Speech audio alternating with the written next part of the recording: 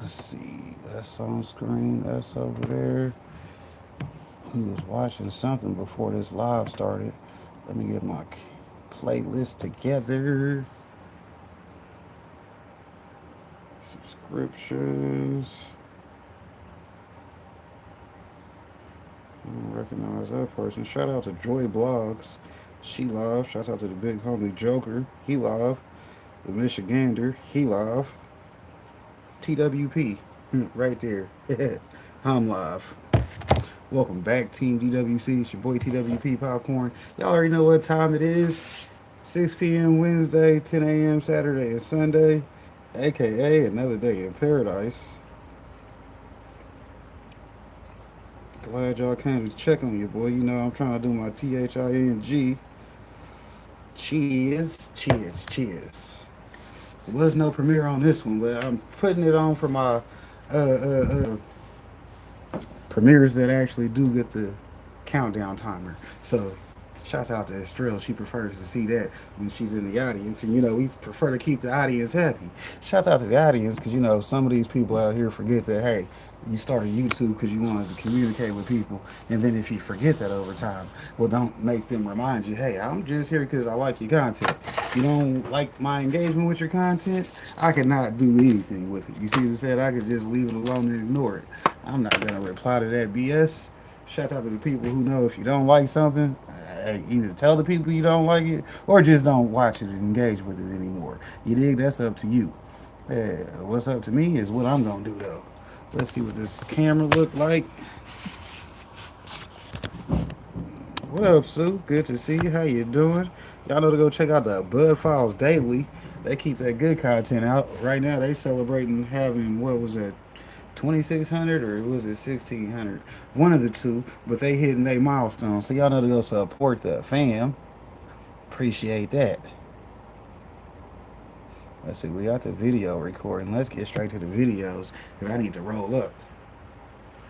And I got me a new tray also. Yeah. Let's clip that and proceed.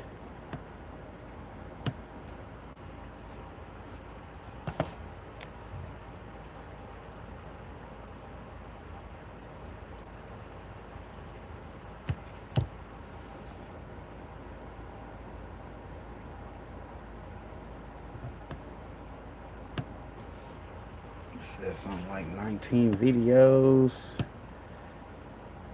Hit the go, go, go gadget button.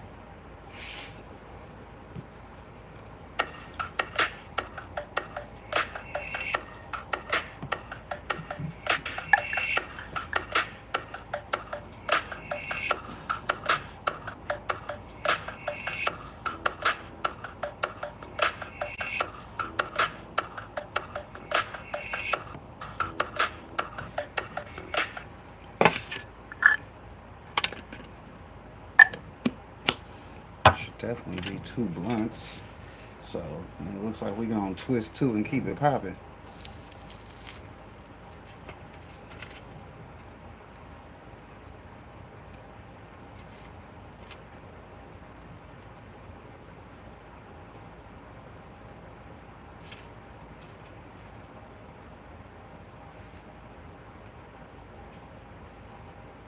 Unfolding as the number of homemade weapons turning up at crime scenes is exploding across the country.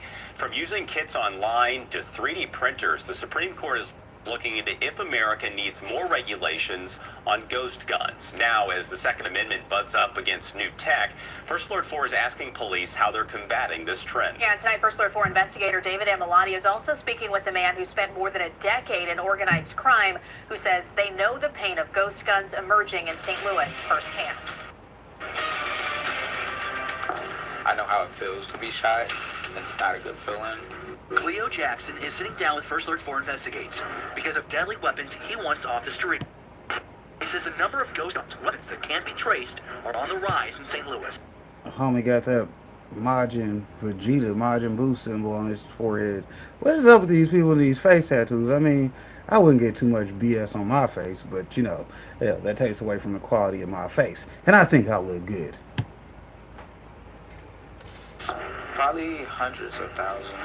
The former South City gang member says they are growing in popularity because of how accessible these types of weapons are. To kill.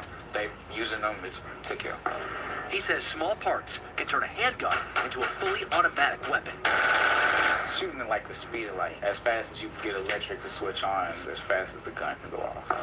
Jackson says that firepower is used to harm large crowds or do significant damage to a Shout out to single that person. big Some homie. people aren't even able to bury their family members because of the impact of how many times somebody gets hit with the switch, to where like the face could be disoriented and they have to just get cremated. My brother was one of those that got hit a lot of times where the structure of his body wasn't available to be seen. These weapons are not exclusive to criminals. Kennedy Felton, a 15-year-old Louisiana girl, died when a teen in another room was assembling a firearm, and it went off at a party in January of 23.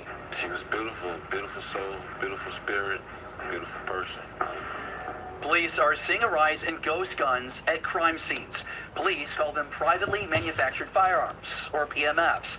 They can be assembled using parts ordered online, 3D printed, and they don't have serial numbers, making it easier for some people to get a gun who otherwise could not. This is the commercially manufactured one, and this would be a privately made firearm. Shannon Ham is an assistant special agent in charge of the Bureau of Alcohol, Tobacco, Firearms, and Explosives in St. Louis. He says the ATF is seeing these weapons show up more on crime scenes across the country. And shootings, robberies, carjackings, that's a concern to us. Here, the ATF, out of its Kansas City office, used a 3D printer showing how easy it is to make a gun by ordering parts and instructions online.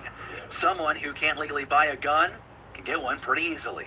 But as you can see on this table, these guns come in all shapes and sizes. These all qualify as ghost guns, or PMFs. The blue part is the firearm. It's the frame or receiver of a Glock. So this is a pistol.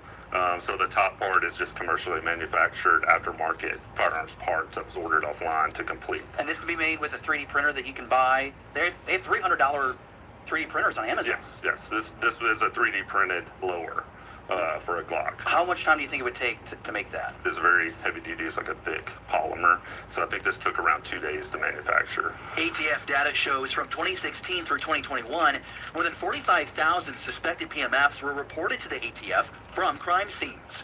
Those recoveries included almost 700 homicides or attempted homicides. In 2016, there were almost 1,800 PMFs recovered. In 2021, there were more than 19,000. That's more than a 1,000% increase. Ham says that's because local police departments are better tracing these firearms, showing more recoveries. A crime gun's a crime gun. It doesn't matter if it's manufactured commercially. It doesn't matter if it's a privately made firearm. We're concerned about guns that are ending up in violent offenders' hands and committing violent crime in our cities. St. Louis Metropolitan Police say more than 2,400 guns were submitted to its crime lab in 2024. Just 39 were classified as PMFs. That's 1.5% and down from the 2 years prior. But what the department sees as an alarming increase are these. This itself is a machine gun under federal law. The switches Cleo talked about. This is a converter device. A small cube 3D printed or imported from overseas. SLMPD Detective Sergeant Joe Bell says turns a handgun like this into a fully automatic weapon like this. Goes on the back of the Glock style slide. It allows that semi-automatic pistol to fire at a full automatic capacity, so it'll dump a magazine out in seconds. According to SLMPD, in 2022, 31 weapons were submitted with a conversion device or a CD to its crime lab. The next year, 89 weapons with 10 standalone devices. For 2024, 115 weapons with the CD attached and 6 conversion devices by themselves. That's an increase of more than 270% in that time span. That's just the weapons recovered by police. All coming to the crime lab led by Director Mary Beth Carr. Whether that is availability, whether that's mail order, whether that's 3D printing, but we are seeing an increase in them than what we had a decade ago, 5 years ago. And it is making for a more dangerous weapon and it does make the weapon illegal. I asked police how to stop these devices and the bloodshed they create. They say education is key, but would not say if new laws or tighter restrictions would make a difference. I'm not sure. I'm a lonely policeman. I'm not a policymaker. What's enacted in statute is what I'm going to enforce, and that's a concern. I'm a father of 2 boys, 2 and 6. For Cleo Jackson, police, lawmakers, and residents need to work together to get these weapons off our streets. I've lost individuals to gun violence, and I as well have kids in the community, so I would hate to have something happen to one of them. Jackson is now enrolled in a reentry program after spending 2 years in prison. Now, if you have any information on people making, ordering, or using those conversion devices, St. Louis police want to hear from you on their non-emergency line. First Alert 4 also did check in on St. Louis County's numbers where ghost guns are less of a problem. Last year, the department came across 27 PMFs. The county started tracking the number of privately manufactured firearms in late 2022. For First Alert 4 Investigates, I'm David Amalotti.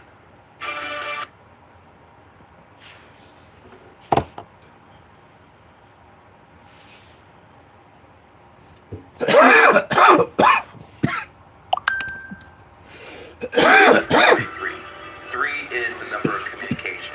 So when anyone sees those 3 numbers together, they have to basically start communicating more. Whether it be going to a party, you have to be more social. 555, it might be a baby on the way. 5 is the number of sexual energy. 666, 6 is the number of family. So again, most people think that's some kind of... Oh my God. Most people think that's a negative number. Is that why they make it so negative? Because they're against the family unit? Exactly. So it's not just that, but think about it this way. 666 is not the number of the devil, okay? There might be a devil, I'm not saying he doesn't exist, but 666 is not the number. 666 is the number of time itself. 60 minutes in an hour, 6 and 0, 6. 60 seconds in a minute, 6 and 0 and 6. And 24 hours in a day, there's your 666. Very simple. What are the reasons that people see these 3 numbers? So here's the thing. That cannot be coincidence. No, of course not. Here's the thing. Everyone sees those numbers. Most people just aren't aware of it. They think of it's a coincidence. What up, Dr. Evils? Y'all know, go check out that big homie. Hit them 3 dots and go on over there. Make sure I got you on the cultivation channel. Hell, we know you by name, but I want to make sure I'm locked in with you over there too. Self-improvement is masturbation. And self-destruction. Yes, self-improvement is masturbation. Despite all of the YouTubers telling you that self-improvement will save your life. I'm sure that you consume self-improvement content, and I am also sure that you have a similar story as me. Shouts out to Fight Club. I've been watching a lot of You were at a low point movies of your and life. videos You about were this. too something. Too I like skinny, this one, too so. anxious, too lonely, too degenerate, or too lazy. You decided to look for a solution to this particular problem, and you found mostly about self-improvement. You got too tired of being lazy and got hands down to learn absolutely everything you could. You wanted to improve your physique, your mental health, your social skills, your relationship, and your finances, all at once. A new world where everything could be perfect if you did your habits enough times and worked your ass off. It's exhilarating, right? After a few months of meditating, exercising, and reading every book you could, you gained confidence. You were unbeatable. You decided to go out of your house to show everyone your new self. And you see that no one noticed. Your friends are the same, ignoring you as always, and you become frustrated because no one is seeing all of the knowledge you have now. Nobody is seeing how high value top 1% you became.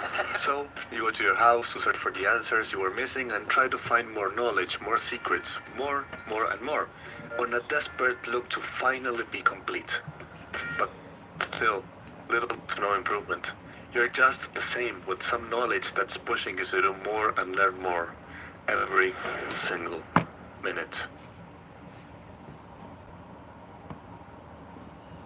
Shout out to Coach Sherry. I know she hit me up on the Bobby of are coffee. insisting you Appreciate want to buy that. the program, which apparently has the things that the one before doesn't, and installing the belief that you'll always need more knowledge, more work, more secrets, and, as in Fight Club, a new piece of furniture.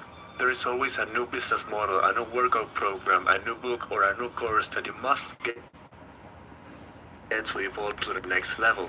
They are insisting you to get way more, while in reality, to actually you need way less.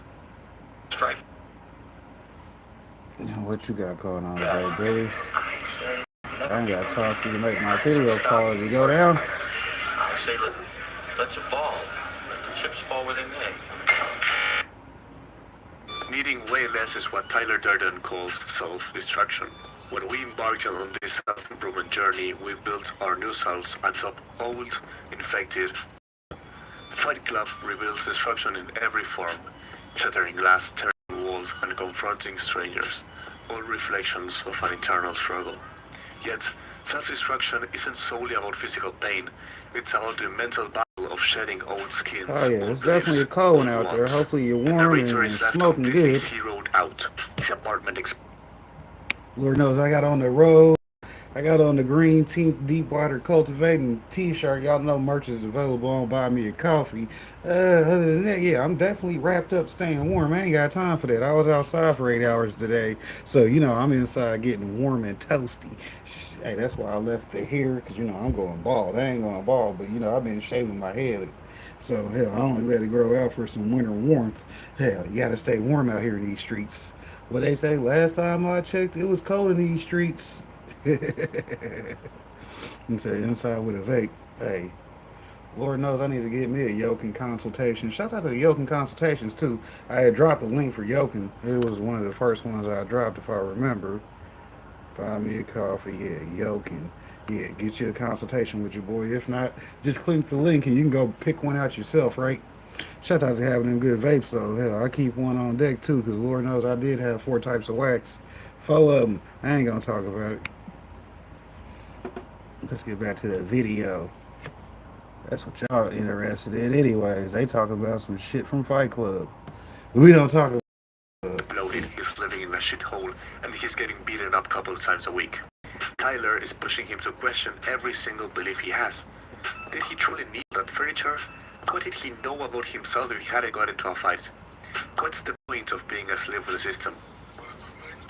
The system has always told you that the answers were out there, in the education system, in jobs, in courses. And toxic self-improvers amplify this belief by telling you that you shouldn't trust your brain and you should look for every single answer in their videos. They're pushing you to look outwards and continue building over shitty roots so you can never change. They told you, do uncomfortable things, like cold exposure or quitting sodas, when in reality, the true uncomfortable thing is to face your own demons and actually take action on the things you learn. To put it in simple words, if you want to grow, a part of you has to die.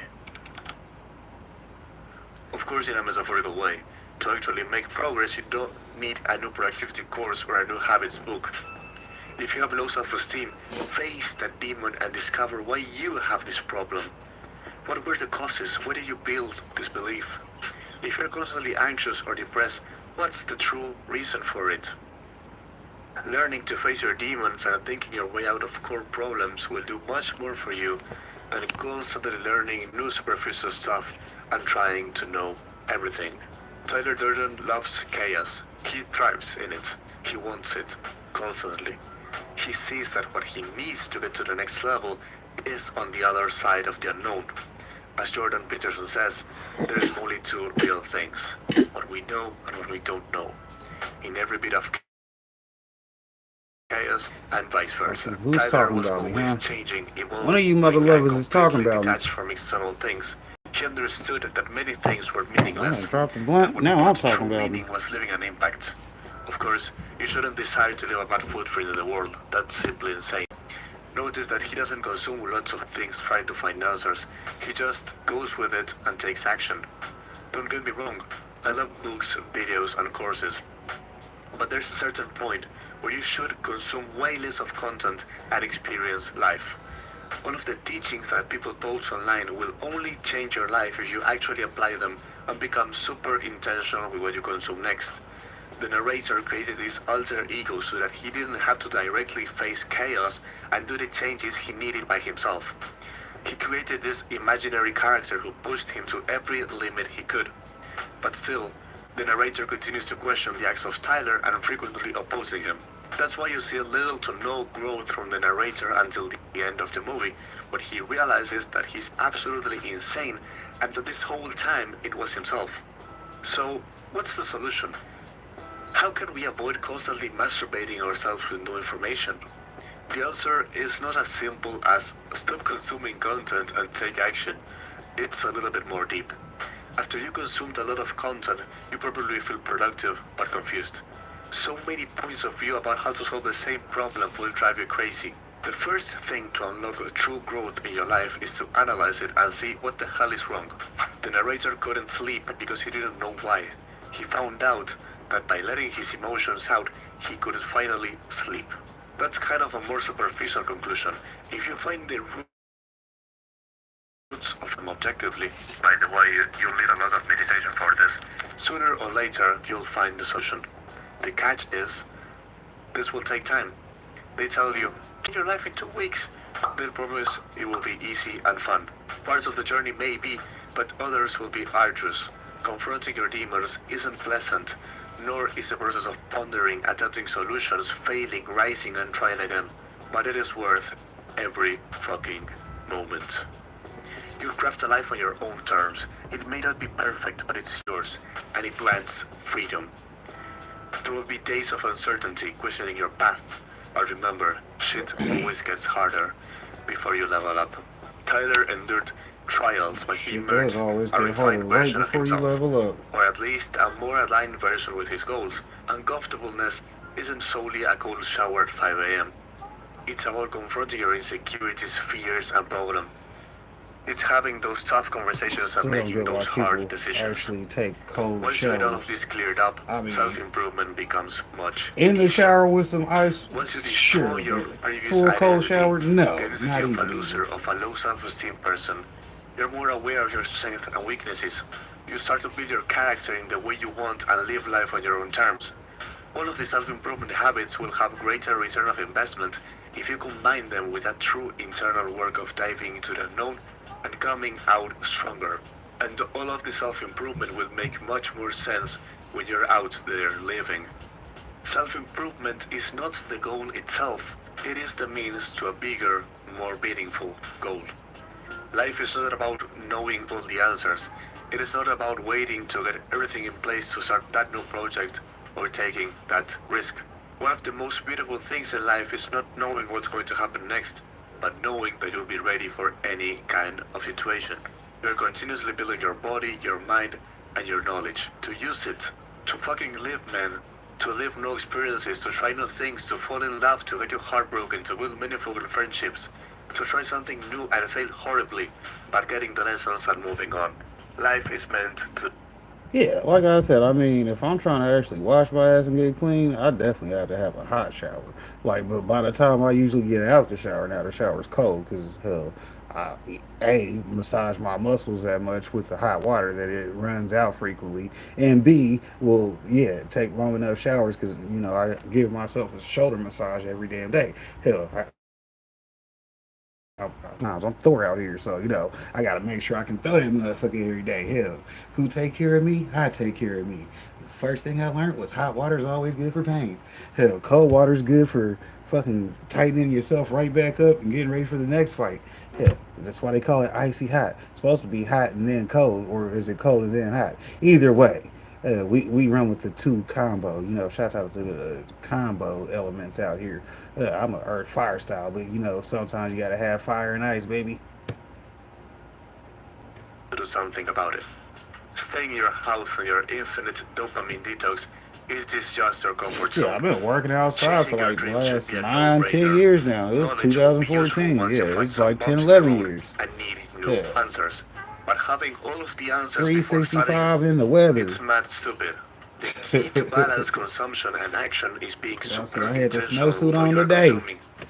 Check the people you follow, the After people you getting admire, the authors you read, and the YouTubers you watch. Are they teaching you something that you could apply right now into your life? Or do you want to level up in another area? Analyze your life, see what needs improvement, and focus on that. It's stupid to try and become the best in every single area of your life at the same time. It's better to solve one problem at a time. You want to have a better dating life? Focus on that. a better physique, focus on that. Or making money, focus on that, on one thing, because it will be easier to sustain the progress long term. Self-improvement is about that internal work. Even though in Fight Club this self-improvement is represented by the narrator's alter ego, it's a lesson that self-improvement is nothing without self-destruction. Letting go of the shit to make some space for you, the new stuff. Try this philosophy and we'll talk later.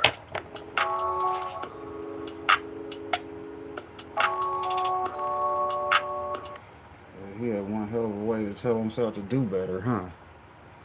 Shout out to movies, because they do have some underlying things we agree with.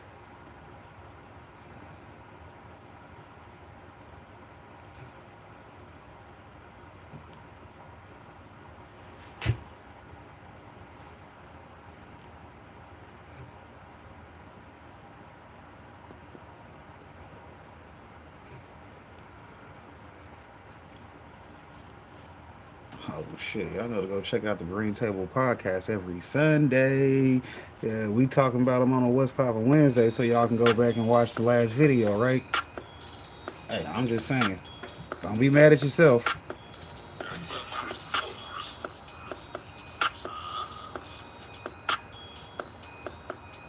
Why they so mad? Cause they see me on the come up, I'm just getting started, I didn't even get in my bag. Man, I won't think with you niggas, but y'all steady hating, don't talk about popping no tags. I spin the block cause I'm patient, come back in the year, and that check that you wrote to get cash. You wanna smoke with the demon, but now you done seen it, I hope that you body so mad. Cause they see me on the come up, I'm just getting started, I didn't even get in my bag. Man, you know, this is my shit, boy. Hey, I be over there every week too, fucking with the big homies. Shout out to them, you know, they'll get you right on that gardening advice.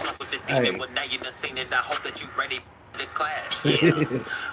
Graduated from the street to the top of my class.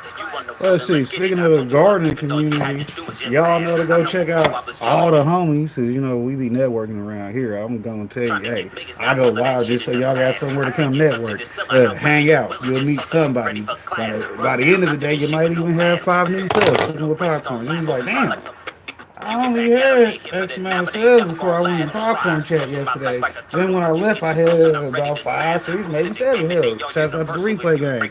It's all about that networking, though. That's what we do. We tell people all day. That's why you got them blue wrenches, hit them 3 dots. Check out everybody in the chat, though. Got you. I sit around many counters, I'm loving the sound that it make when they get to a stack. Yeah, I'm almost ready to cut this shit, though.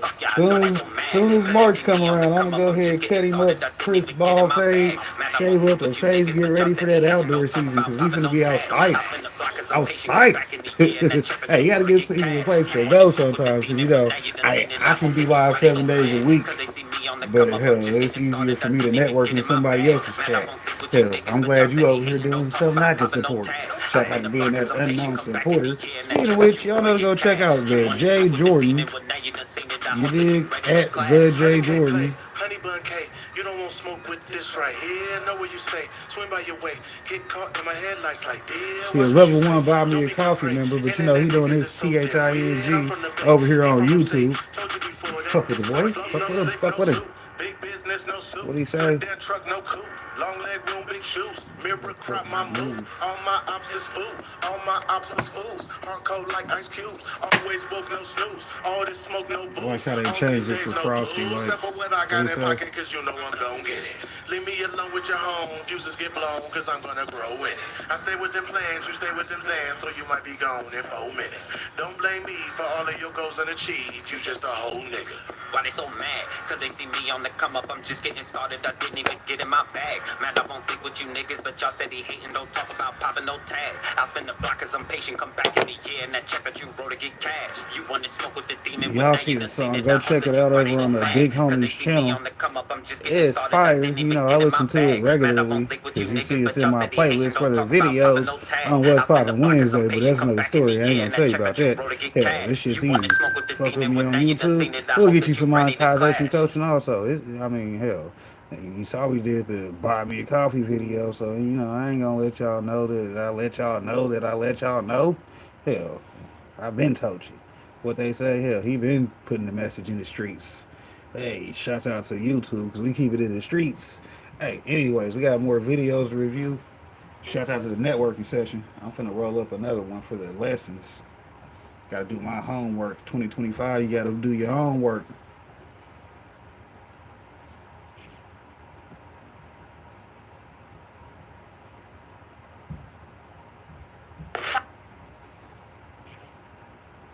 Thousands of pounds of cannabis seized by Idaho State Police. Troopers found 7,000 pounds of hemp in a truck near Boise last month. Owners say the product is perfectly legal industrial hemp, but state officials say field tests showed the load was positive for THC, which is illegal in Idaho no matter what substance it's in. But now, a bill is making its way through the state house that could make it easier for authorities to tell the difference. And Idaho State Police seized more marijuana in 2017 than they did in the previous 3 years combined. Possessing the Shut. Smallest bit of marijuana is a misdemeanor in the state of Idaho. 3 full bags this size, that's a felony. We're seeing a huge increase in possession throughout the state of Idaho, and we're also seeing an increase in trafficking cases. As legal marijuana becomes a reality across the U.S., Idaho's putting up a fight. Proposed constitutional amendment that would prevent. I mean, come on now. We already know. At the end of the day, Fred don't just like having one type of weed. I'm sorry. So I'm gonna get a fucking couple ounces of everything I want. Oh, you expect me to be broke? Those are rules you put on broke people. Hell, shit. I ain't got time to follow that type of shit, officer. I got fucking 1 bag of this. That's 2 ounces of, let's just say Jack Frost. Shouts out to Jack Frost. Then I got a 2 ounce bag of motherfucking cookies. Then I got a 2 ounce bag of da-da-da-da-das. I got to stock up on each flavor I like. Because guess what? Nobody got time to be running back and forth to the store. I'm trying to be $1 billion hour type person one of these days. You know, I make $1 million every hour, officer. Hell, you go tell broke people those problems. Here, just give me the fine and shut the hell up. Give me my weed back. Hell, fuck wrong with y'all? Yeah, you gotta start telling these police shit that makes sense. Hell, those are the rules for the broke people. I got money. What's the fine? Hell, I paid and do what else I had to do. Hell, ain't nobody selling weed. Hell, I bought all this shit for me. Shout out to having options they don't understand, right? Yeah, let the people who don't understand the game enforce the rules. The legalization of pot in the state moved forward Friday. keep it illegal. Idaho lawmakers advanced a proposal to add a state constitutional amendment preventing the Shout out to legalization of Joy. marijuana. So now we For just added Severa, one more she thing to was. go out there to Y'all know ruin go check lives, out ruin Joy. marriages, ruin your opportunities at a successful job, life. Awesome. So, as you guys can see, over in Idaho, things are really strict when it comes to the herb. There's no medical, there's no rec, they're just fully against it. And in today's episode, we're going to literally hop over to one of the strictest states in Idaho Let my and see drink what over they there. got going on down there. Because it seems that it may be changing in the future. A few groups are petitioning for change. And we're also going to have a look at the mandatory minimum sentencing, which is going through the state house right now. But first off, let's ask the question, is herb legal in Idaho? No, it's not legal in Idaho for any use whatsoever. No medical, no rec. Idaho's laws are among the strictest in the United States. So that got me wondering, how strict is strict? Let's have a look, just like what we do with some of the other states. Let's break it down in detail. 3 ounces or less, that's a misdemeanor, incarceration for a year, a maximum fine of $1,000. But anything over 3 ounces is a felony, 5 years, and a $10,000 fine. Now when it comes to distribution, sale, or delivery, those are also pretty hefty charges. They're all felonies ranging from 1 to 5 years incarceration and up to $50,000. Now as you guys can see right here, there are mandatory minimum sentences, and we will get into that in a bit. But when it comes to cultivation, if you're growing out in Idaho, it's an automatic felony, and the charges can range from 1 year to 5 years and up to $50,000. Now what I found pretty interesting is that they actually had a miscellaneous section which says use or intoxication in public, that's a misdemeanor, 6 months, $1,000. So intoxication in public, does that mean that if you're just stoned in the grocery store looking at some munchies to buy, that you're gonna get hit with a fine and thrown in jail? Sounds pretty crazy to me. But how would they even know? Like, if you're not smelling, you brush your teeth and stuff. I don't know. So things are really strict out in Idaho. I remember a while back there was actually a That's company crazy. which was sending Fuck flower Idaho. from one Y'all state to better another, move. if I'm not mistaken. And I think there Turn was a that truck into with Idaho. 7,000 pounds of herb in there. Oh, And Idaho, Idaho that state in that police state? literally seized My that bad. truck, and the Colorado-based company was suing, claiming that it was hemp, and that whole thing led to a lawsuit. And actually coming out of that lawsuit, it actually led to a bill which was proposed down in Idaho, which gave police equipment to distinguish between marijuana and hemp. So let's go ahead and have a look at that. Nah, y'all need to go ahead and have a look at both his YouTube channels. Shout out to the big homie Matt. Y'all know he completed his law degree, so he now has his legal channel that he's trying to promote, to where, you know, you see he coming with the A game on the information for you. So y'all know to go dig him out over there on both his channels, because you can see his grows and stuff on the other channel. And I appreciate him being over 100,000 subs and starting a new channel, because, you know, that's a smart play. That's why I just went ahead and started 4 from the beginning. I'm running 3 of them now, but I got that one tucked up, so when I'm trying to get back into some other stuff, you know, I'll get into it one of these days. Y'all need a role model. I might show y'all something about that. Lee, if you recall, back in January, state police seized nearly 7,000 pounds of what they say is pot. The owner of the shipment says the plants are hemp. One problem, ISP doesn't have the equipment to tell the difference. In this case, troopers had to send a sample of the plants all the way to a crime lab in Kentucky to make a final determination. And now lawmakers are hoping to get that same equipment here, saving They had to authorities send that both shit all time the way and to money. Kentucky. As Could we have look sent it at right here to appropriations Missouri. They of tripping. things that happen that we need to address in our current They tripping. fiscal year, this seemed to be one of those emergencies. Colorado, Republican Senator any Abby of the Lee states is a right big there by supporter it. of a bill Hell. that would give Idaho State Police Michigan. $240,000 for equipment that can Kentucky, though, differentiate between pot they don't and even hemp. have legal weed in The bill Kentucky. recently passed the Not state yet like Senate that. unanimously. They got it Currently, our approved, state I lab think, can on only medical. determine whether or not a product has THC or not. And so we can't tell percentages. And hemp is defined at the federal level as 0.3% THC or lower. So everything under our state lab testing is marijuana. Hemp was declared legal under federal law with the passage of the my notepad 2018 at? Farm Bill. Still, hemp is not legal in Idaho.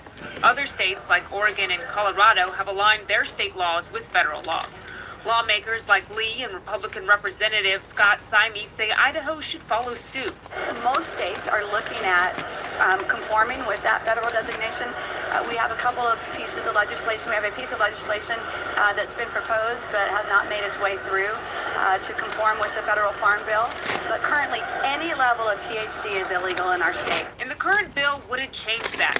It would pay for testing equipment in Meridian, Coeur d'Alene, and Pocatello crime labs. What we're trying to do is just get ahead of the game, because this is an interstate commerce issue now.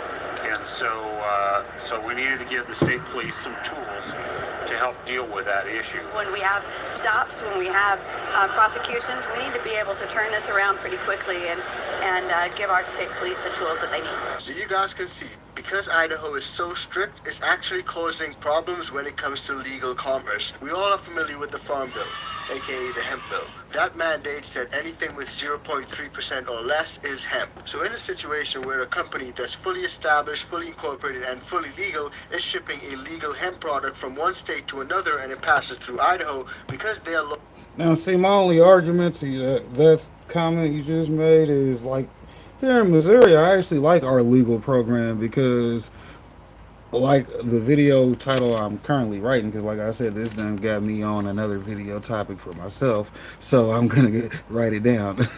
But that's going to be why you need Missouri Medical over recreational. That's a good video topic. Why you need Missouri Medical over recreational. I might as well write that part down anyways. REC. Boom. Okay. I don't want to forget that video. That's going to be a good video. It'll probably be a What's Poppin' Wednesday in a week or two. You dig? We'll slide it in with whatever else I figured out today. But anyways, yeah, like with what I'm saying about the legal side of it, like here in Missouri on our medical, it gives you the cultivation with that. You see what I'm saying? So that's what's important about having good laws. You see what I'm saying? Because if you actually still go through the medical processes, which they tell you when you're trying to get your cultivation authorization, which gives you your plant count at your house. You see what I'm saying? So that's that the government can't even come back and fuck with because you got the cultivation authorization. Now you stop the police at the door, show them the authorization. Here's what's legal for me to do, and boom, there it is. And there's no, hey, we're taking off with your shit, none of that. Nah, they come in, visit, and then anything over they can find and collect. But hell, other than that, nah. Y'all can just come in and visit, which is why I said, nah, you got to know the laws, because then you can actually remind them. Well, check this out. I got the medical, so it says I can do this on the inside, or if I have a privacy fence, I can grow outside, because that's the thing here in Missouri. You got to have the privacy fence. But hell, it's been the wild, wild west, because what's the State Department that's enforcing anything? They actually don't have one of those besides the regular police. So when the regular police show up to you, yeah, then you better know the procedure, because then they'll still try to run game on you. You see what I'm saying? Hey, they can't run game on me if they pull me over and I got 16 different fucking bags that are 2 ounces or more each. Because guess what? Nah. I got the medical pass, which says I can have more amounts than anybody else can have. You see what I'm saying? That's when the laws come back in and work for you. So I said, hell, why you need Missouri medical versus Missouri rec? Yeah, it comes with the cultivation authorization. Hey, if you get the cultivation authorization, you become a level whatever member on my Buy Me a Coffee, I'll come grow for you. But hell, that's another story, and I ain't sticking to it.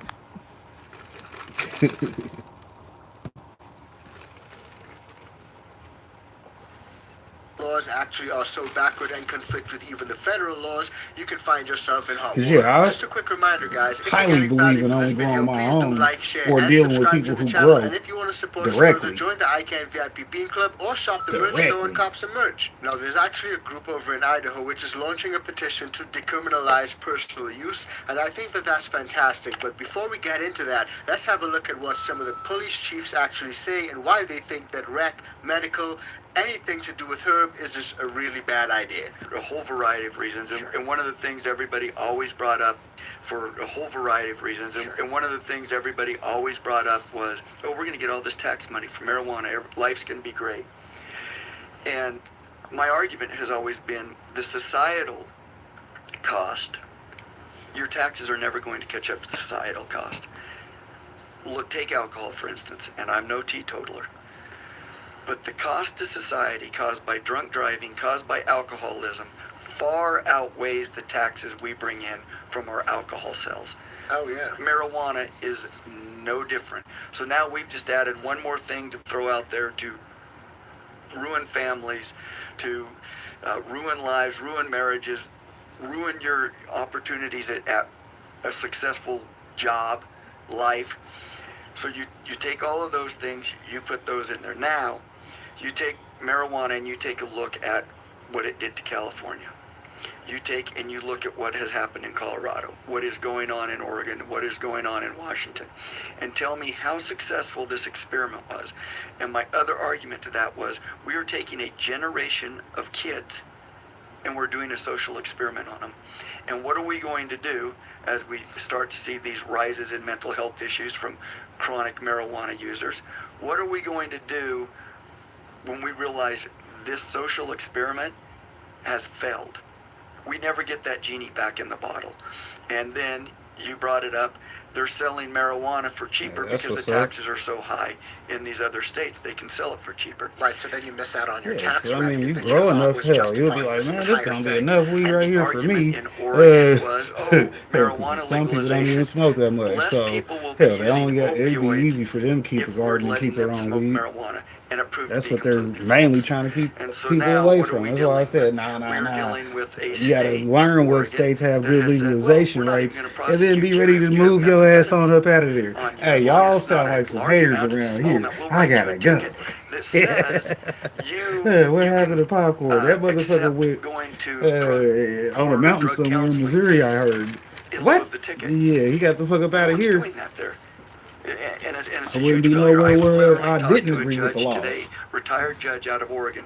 moved to Idaho. I get to because move of what a around. failure their policies. Shout out to a big country, because that's why they said every state can do whatever the state talked about as well. I would like to point allow. out a few things because he sort of rolled up Hell, a you bunch might of not things like your into one, neighbors and I from think what I'm that's hearing. not only unfair, but it's also downright ridiculous. Comparing alcohol and herb, I think if you did a poll asking the majority of Americans what they think, a lot of people will think alcohol is a lot more destructive. And actually, there was a poll which was recently done which shows that over 80% of America is in favor of some sort of legalization. Now, he also did cite certain states, and I think fair, in some of those states there is a crime problem, but I'm not necessarily sure that that is linked to anything to do with the good herb. The fact is, in some of those states there are something called soft on crime policies, and that in itself emboldens criminals. So I think those states need to look at their crime policies and their criminal judicial reform systems, rather than just simply blaming that on the herb. And now he also mentioned opioids, and he said that a lot of people who actually have advocated for herb, for medical herb, have said that it reduces the use of opioids. And he said that that's false, it's not true. But I would beg to differ, because according to this article right now, you guys can see clearly, headline, opioid prescriptions drop in states that legalize. Federally funded study shows suggesting some pain patients prefer the flower, the good herb. And that's also just a fact. We've covered that numerous times on this channel, where there are veterans, there are people who are suffering from pain and different types of issues, and they've replaced up to 11, 15, 20 medications My simply neighbors by all know having we got the medical best herb. home Now, we actually did outdoor a video on security this cameras. recently, and we I broke could down grow why outdoors, federal no problem, but legalization hell. may or may not happen. And one of those big factors is the big pharma. You guys know we're currently facing an opioid epidemic. Everyone knows that. So to hear him say something like that when it's just blatantly not true, I think is personally crazy. Now, the way that that officer and a lot of people think in Idaho is not how every single person in Idaho thinks. There are a few people who actually disagree with that status quo. And that's reflected pretty clearly in the marijuana mandatory minimum sentence debate, which is going through the state house right now. So let's have a look at that. I do not want to be in the state of Idaho and we fail to penalize crimes that are illegal. Well, we do penalize crimes, we just don't force a mandatory minimum sentence for minor ones, but we might.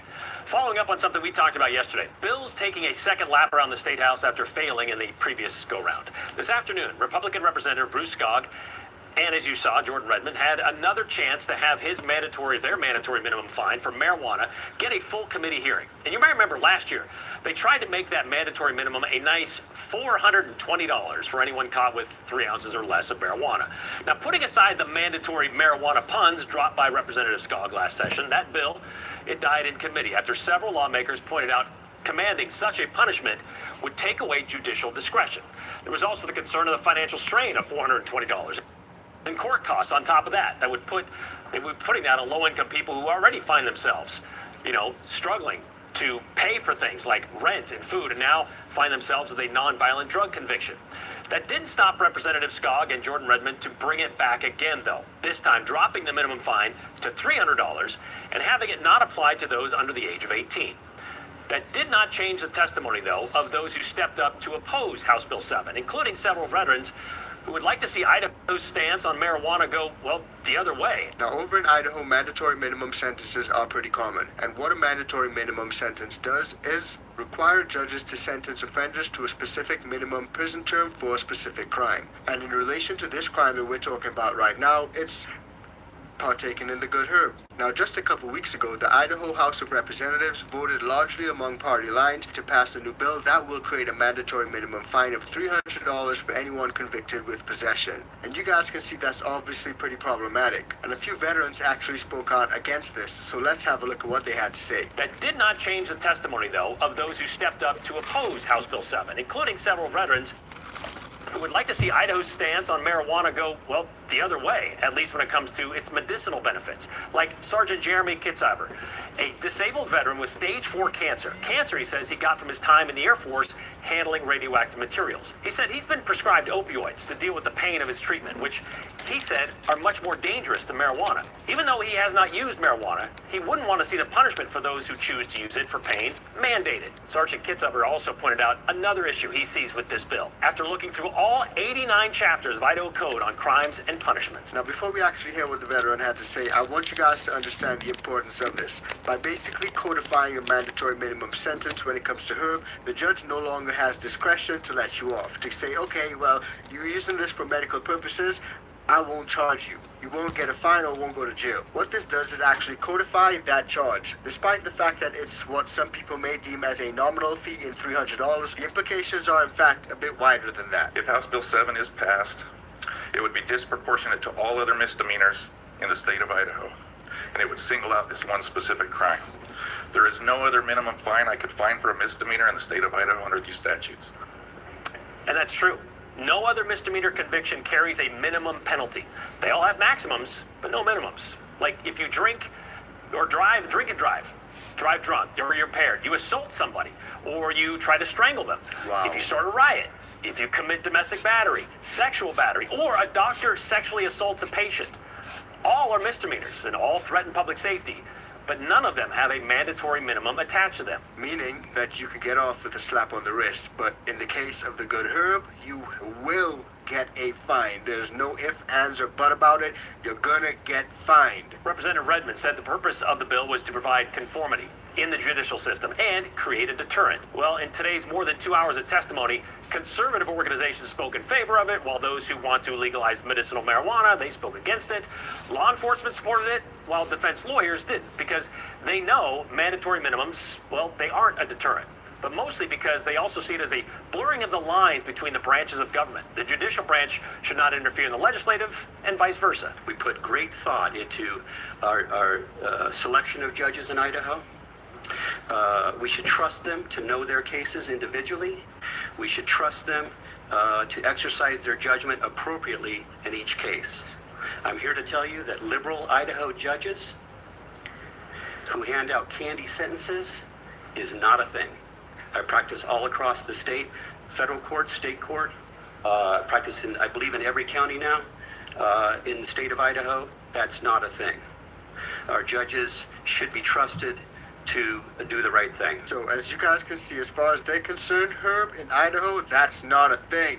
It's not a thing. It ain't happening. But you know what they say, sometimes small steps are the best way to get things done, and I think that that's what this group is doing over in Idaho, because they're petitioning for at least it to be decriminalized when it comes to personal amounts. A local organization is hoping that third time's a charm for getting a marijuana initiative on the ballot in Idaho. A petition is being launched to put a vote on decriminalizing personal marijuana use on Idaho's 2026 ballot. Our Jude Binkley joins us now. Jude, you spoke with the group behind this initiative. What can you tell us? Well, Brenda, Joe, this petition is being launched Brenda, by a group Joe. called Kind Idaho.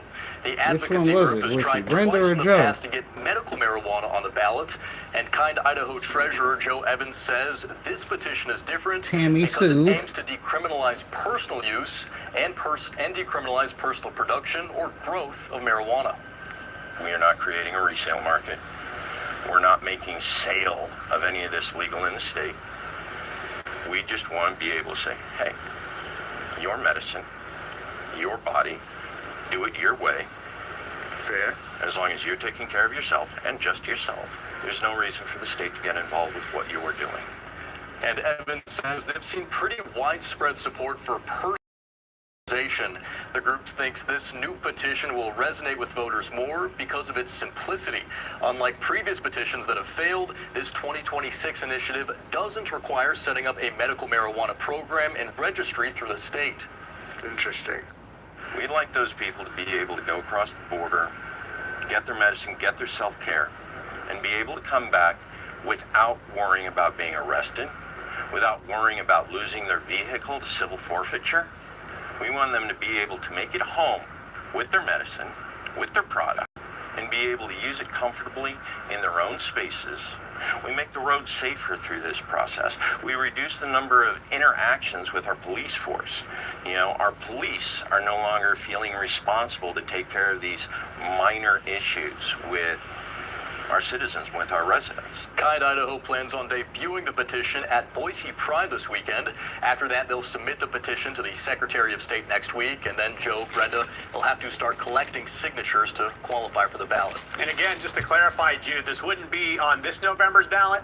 It'd be the 2026 ballot, correct? Okay, if it qualifies, all right. Qualifies. We'll keep an eye on it. So there are a lot of hoops to jump through when it comes to even getting something onto the ballot. You got to petition, get a ton of signatures, but at least they're trying to take steps, baby steps, in the right direction. But I also think he raises a ton of important points. A lot of people will probably just go to neighboring states and get their medicine, and when they come into Idaho, oh my gosh, you're going to be in trouble. So at least by decriminalizing it, people will no longer be in fear of getting their medicine. But the mandatory minimum sentence says a whole nother thing. So let me know what you guys think about all of that. Drop it in the comments down below. I want to find out what you guys got to say, what you guys think about the strictest state when it comes to the good herb. Do you guys think it's crazy? Would you guys live out there or would you guys not? Are you in favor of it or are you guys not? I mean, I have pretty decent arguments on both sides, but you guys know where I land. Now today we did focus on Idaho, but there are a lot of states making changes when it comes to their laws. Some of them good, some of them bad. So check this video out to find out if your state will be affected, because it's coming up right now.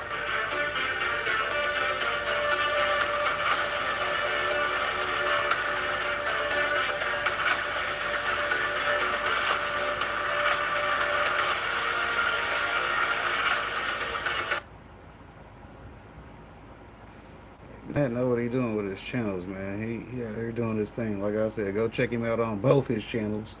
Yeah, or just kicking it with me. You dig? You can do both. You dig? You can do both.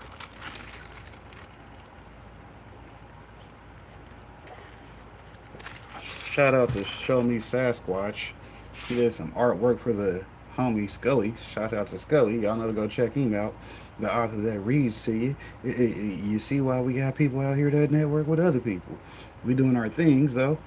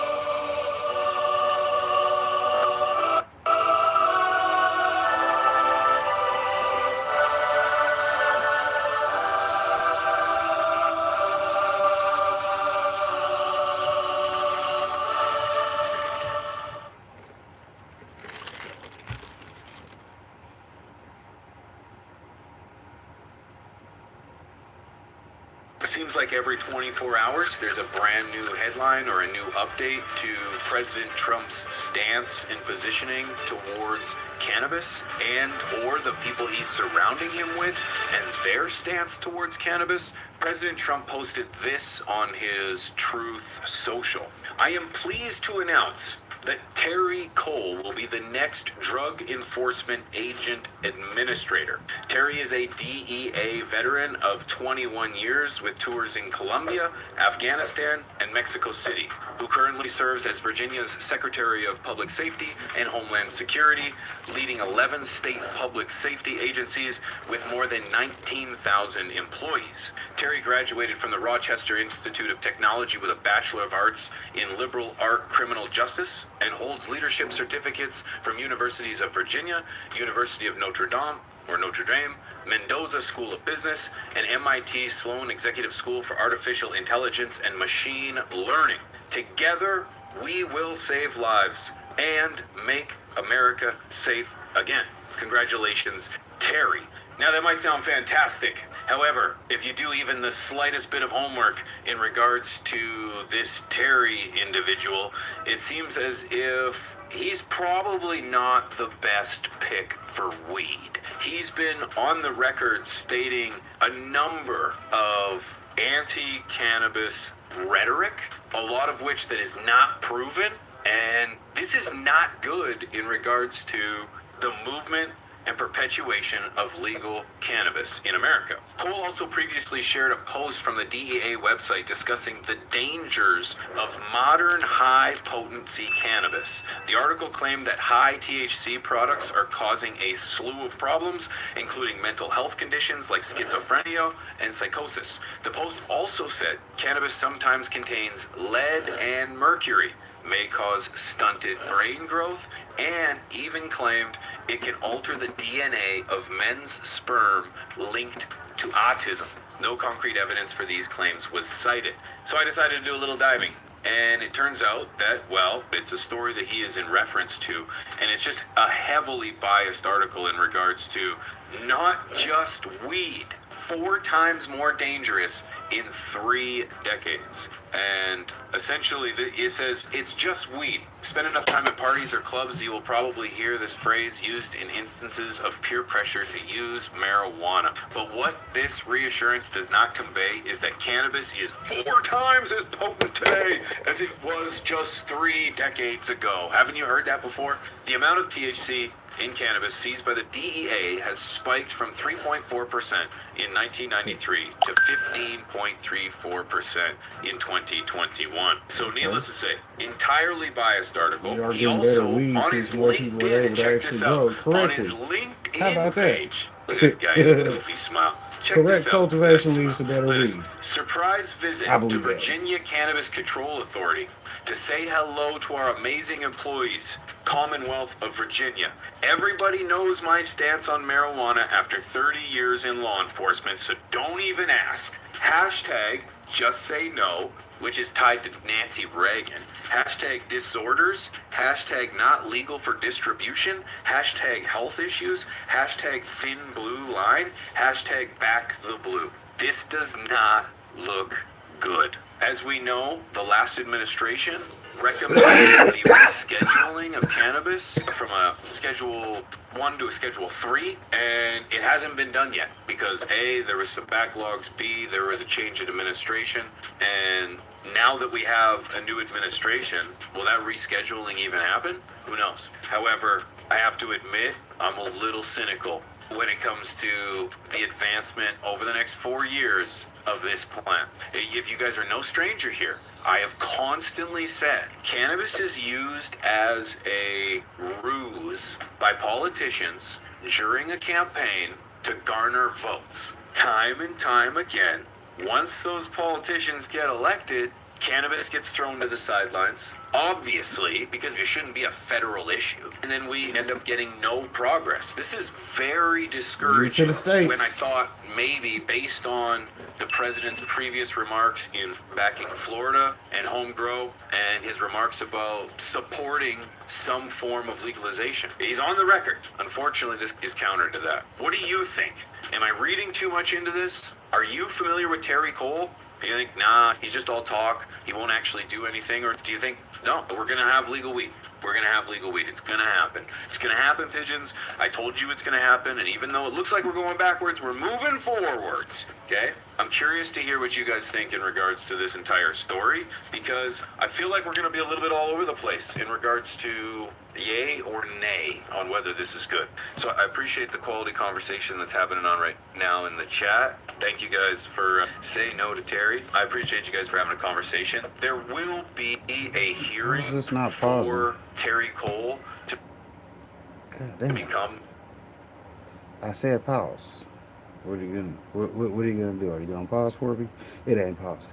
Anyways, it paused now. So, I mean, just because he doesn't have a good looking history doesn't mean he doesn't have the actual right history, because you don't want just some geek off the street that really ain't a hard ass making the rules for people out here, because then they'll make them too soft, which then those will have to be changed anyways. So if you start off with some hard ass rules, which, like I was saying earlier, the rules are there for a reason. As long as you can agree with the rules, everybody can play by them. You see what I'm saying? If the rules are too fucked up to where, hey, they letting some shit get away, they ain't gonna let shit get away for long, because everything done in the dark comes to the light.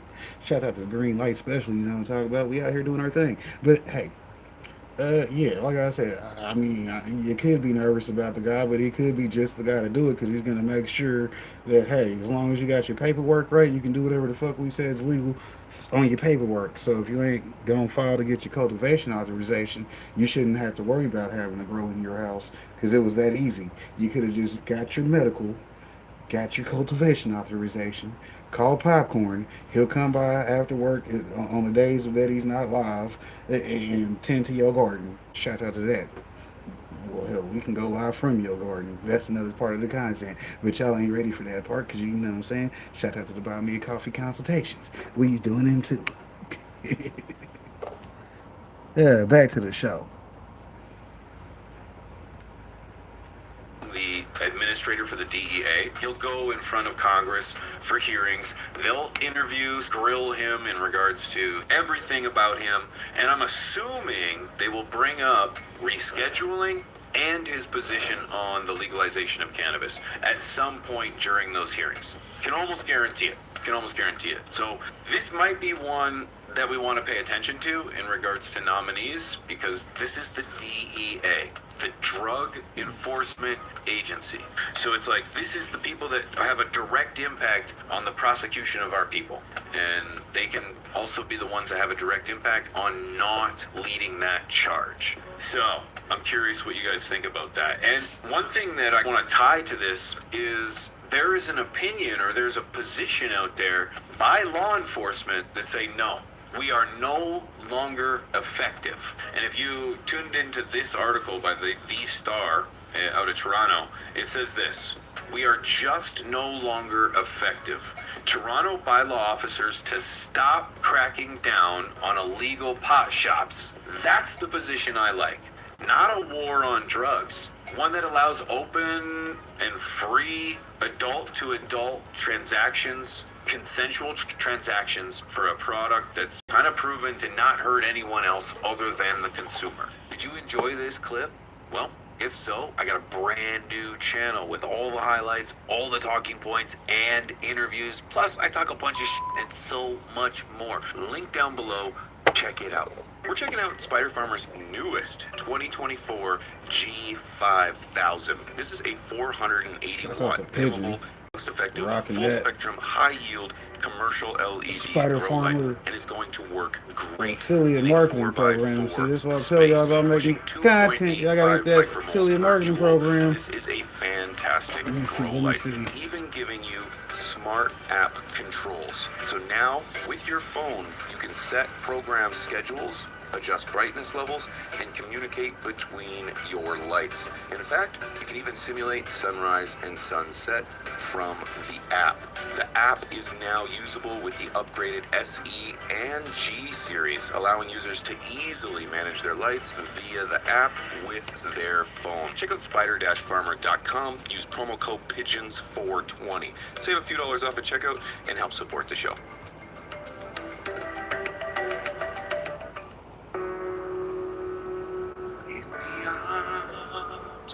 Oh, the angel, fly away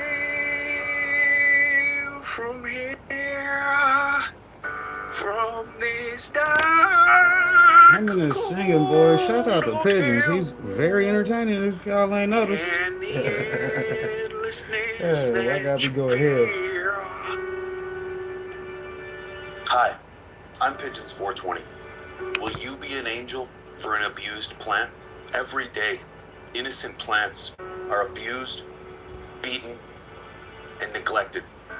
And they're calling for your help. Please visit In the arms of the angel, fly away from here, from this dark, cold hotel room and the endlessness that you feel. Hi, I'm Pigeons 420. Will you be an angel for an abused plant? Every day, innocent plants are abused, beaten, and neglected, and they're calling for your help. Please visit stashblend.com today and join the nation in helping abused plants get an 8-ounce bag of Stash Blend. That's just $27.70 or 96 cents per day. You'll be helping rescue plants from their abusers and provide nutrition, beneficial bacteria, mycorrhizae, and love. You'll help rescue plants from their abusers. Call or join now, and you'll receive a welcome kit. Oh, welcome kit. Of a photo of a dude impacted by your decision. That picture is so hilarious, Pigeons. He gave you a full teeth smile. Order now and change a life. Demonstration, for example. Shout out to the 7 people that liked the video. I appreciate that. We still got a little bit more to go. I appreciate that. Hell, y'all know at 7:10 I got a video highlight that's probably popping up in your notifications. So if you want to slide over there and hit the thumbs up and leave a comment, go ahead and do your thing over there. Y'all know I give y'all places to network. Keep your network. You dig?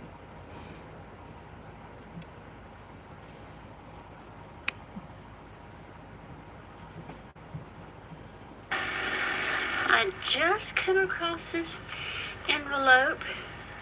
It was a prize that I got in the mail from Echo. Living your best life. And I obviously had lost it because it was from a pretty long time ago.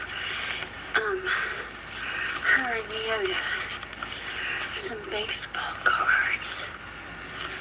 So I got, let's see if I can get the light on this better. Apparently not. So I got Ed Roush. Let's see who else I got.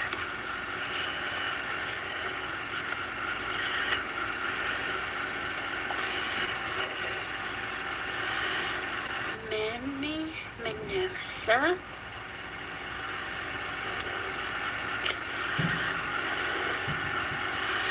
And George Foster. And I had put these up so I wouldn't lose them, so I could get them into my card binder. But of course, they slipped behind something. But I'm glad I found them. Thank y'all. Bye.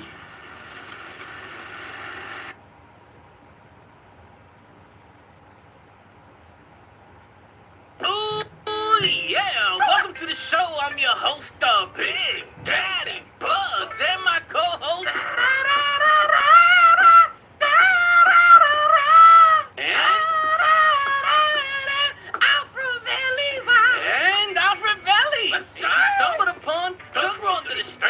Strain hunting edition. Let's get into it. Yeah. This is war. Man, I be finding some entertaining ass videos.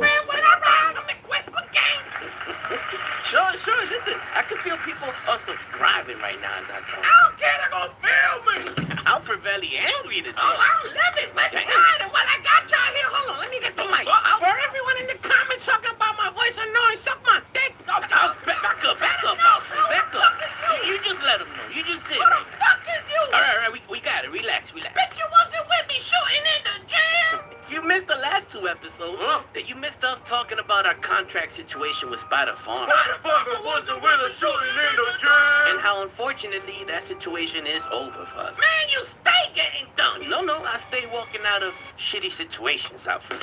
So since we're no longer sponsored by Spider Farmer, we will no longer be promoting their equipment. In this video, you will get treated to us removing all brand. We're burning one brick at a time. Sure, and along with that, coming up,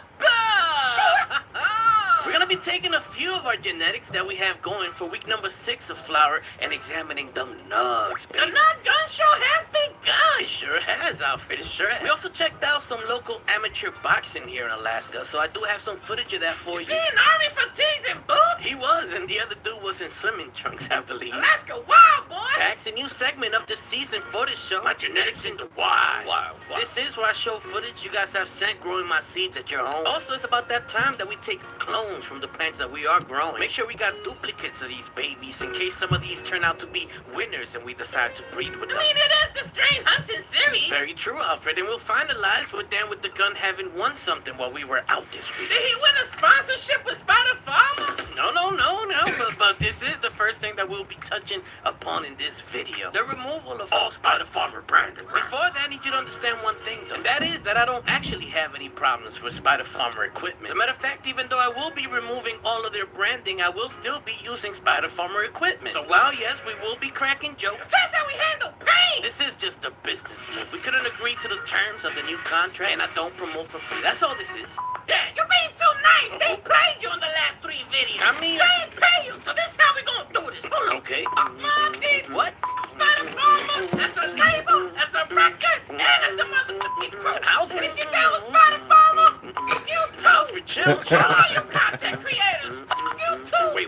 Anything that says or has orange, you too. That's slow, my fofo making so that Donald Trump's orange stand down. No, back up. No.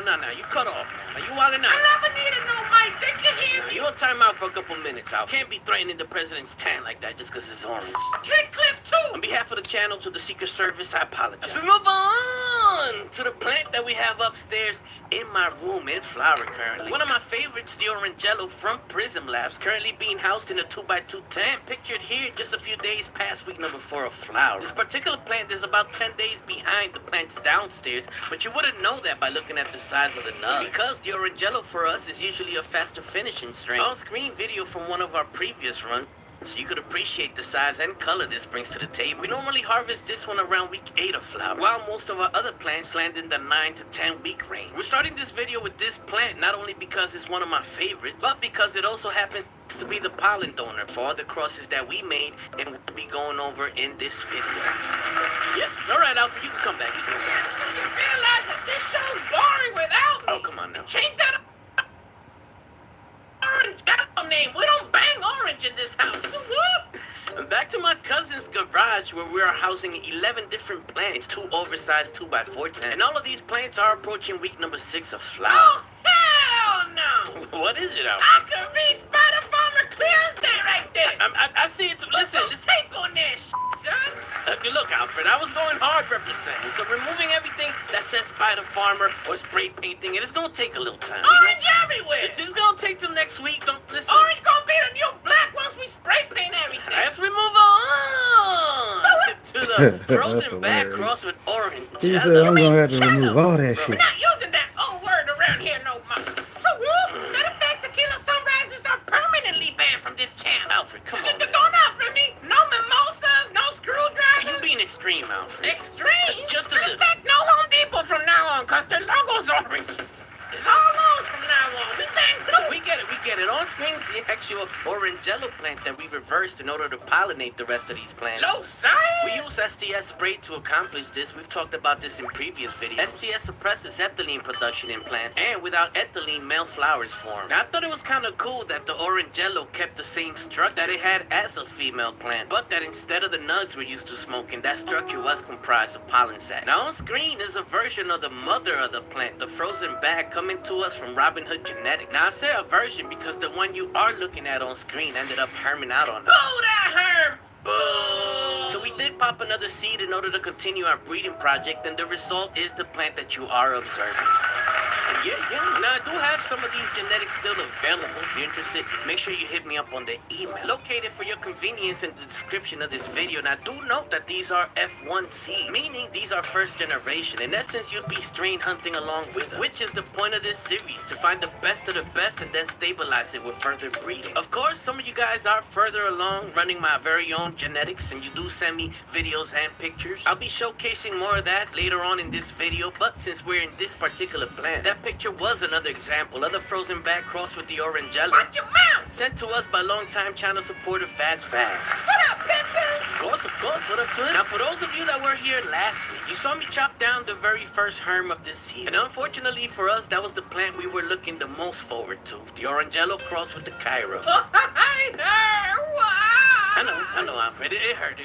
But as we discussed, we have more than one seed going up this plant. So for your viewing pleasure, on screen is the second phenotype we have going up this plant. She getting there. She is, man. She really is. It's just that other one. You know the other one? Followed by the Chimera Junkie cross with the orangello. But this particular plant we haven't taken out this season. However, believe me, it is developing into something very special, which we will be taking out as the weeks go on. I flash back to the mother of this plant when we ran it synthetic. Originally from Hyrule Genetics, it's one of the frostiest plants that we've had the pleasure of growing in this channel. Yeah. Diamonds are girl's best friend. The cons of this plant were the size, structure, and yield, making this a perfect candidate to breed with our monster orangello. The hopes would be that the orangello passed off some of its smells and size, and conversely, perhaps the Chimera Junk would impart some of that frost onto the orangello. Told you to watch your mouth, cuz. The mix of said two plants is what you've been looking at for the past minute. And before you ask, this and the Cairo mix are two genetics that I no longer have available. Ah, fam, I was just gonna buy them. No, you wouldn't. Shut up, I was about to email you right now. Yeah, we'll keep waiting. All them genetics gonna be gone. Which reminds me, do want to give a big thanks to everyone that has been purchasing my genetics. So what? As this channel switches from sponsor-based to product-based, you guys along with the Patreons are what's keeping us afloat. As we move on to a little bit of my personal life before we take out the rest of the plants we will be examining. Went with my cousin, who was just there on camera, and Dan with the gun, to an amateur boxing event held on Thursdays here in Anchorage, Alaska. Hey, why he dressed like Guile from Street Fighter? And we met this lady named Brittany. Is she the one holding the sign? Because I want to meet her too. No, that's a whole nother person. Brittany has what you would call, I guess, a season pass for these events. Hell, fam getting clobbered. Her business has a whole table right up front next to the ring. She invited all of us, including Dan's son, to sit with her at the table to enjoy in the front row festivities. But that's nice. Right, not only that, but she invited us to the next event as well. So I guess that's what we're going to be doing every Thursday now. So we move on. You know, Alfred, get out of the shop, bro. I was here first. Bro, don't make me throw them gangsters on you.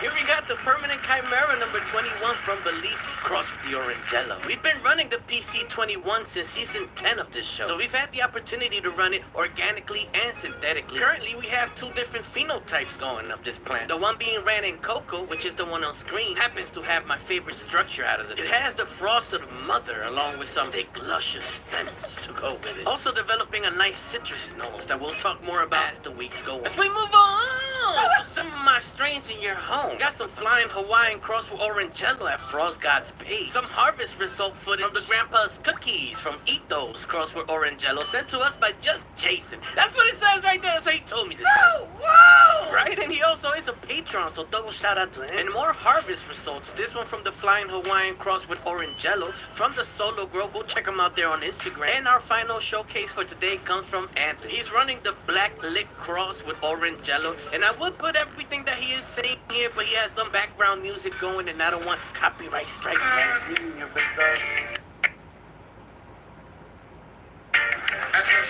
But I do appreciate you, Anthony. Thank you so much.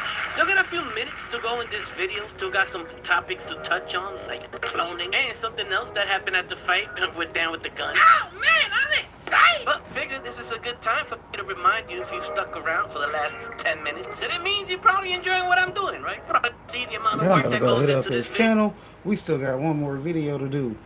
And then I gotta go hop in the shower. And then, you know, I gotta get back to regular people stuff. I got some more videos to do. Of course, we got those to do. Yeah, you know, tune in Saturday and Sunday, 10 a.m. Come see what your boy got for you live. So we do it live, baby. Videos on Rumble, though.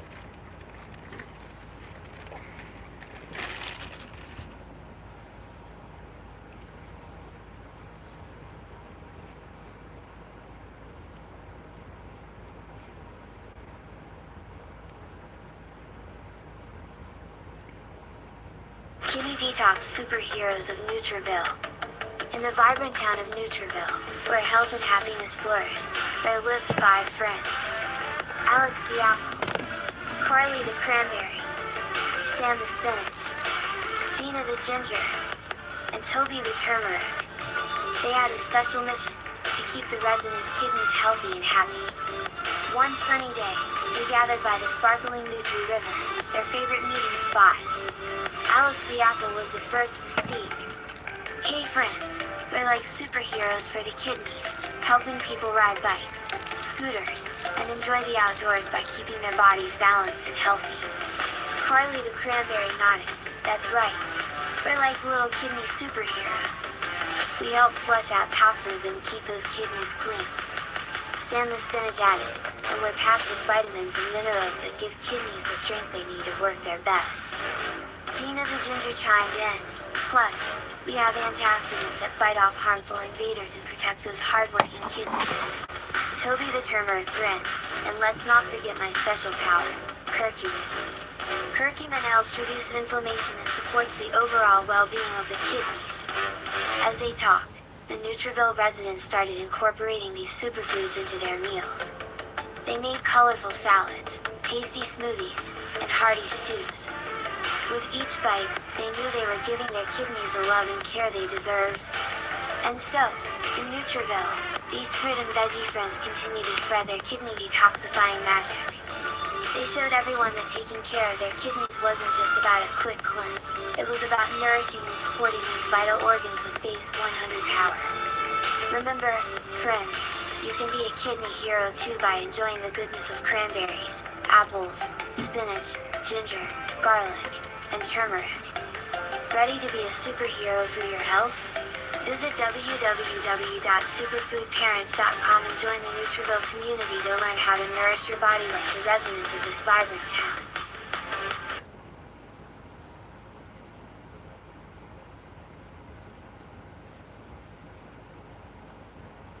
Hi, my name's Seth Amoa, founder and owner of the Juice Bar Juice Company, located at 6009 Mansion Boulevard, Pensacola, New Jersey. I got my start juicing early on. My dad is from Ghana and my mom is from Beaufort, South Carolina. So they had a huge role and a huge influence on what we ate, what we drank coming up. Sourcing quality produce is everything, everything. I mean, to us, it's the backbone of our business. You have to have quality produce and quality juice. Sometimes when you get them from the farm, well, when you get them from the farm, they don't have stickers on them. And they don't have wax on them either. So they're a lot faster and easier to clean. Sometimes when you gotta get them from the market, they have that wax on them. So you gotta make sure that you get that wax off. Well, cold press juicing is simply when you take your produce, grind it up, and extract the juice from the produce using no heat. So this is our cold press juicer. So it's made up of 2 parts. The first part is the hopper, where you actually throw your clean produce in. You have a blade in this hopper that's spinning at a real fast pace, so as soon as your produce goes and hits this blade, it crushes it up. After the produce is crushed up, it collects in this bag right here, thus extracting the juice. It collects in this juice pan and then pours into my container. No heat at all. So as these apples and these cucumbers are cold, when the juice comes out, it's going to be cold as well. Turn this part on. We recommend people drink cold pressed juices because it's the quickest way to get nutrients in your body. I mean, it's hydrating. If you didn't have your daily intake of greens, you can take a green juice.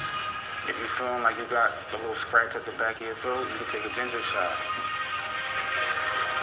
In the blade, there's oils on the skin of all our citrus, limes, lemons, oranges, that's not too good for your stomach. So we don't want to crush our lemons up. We're just going to throw them in the bag so that they squeeze with the apples and the cucumber. And there you have it, fresh cold pressed juice. No sugars, No preservatives. You just saw us make it. We strain it. Strain everything.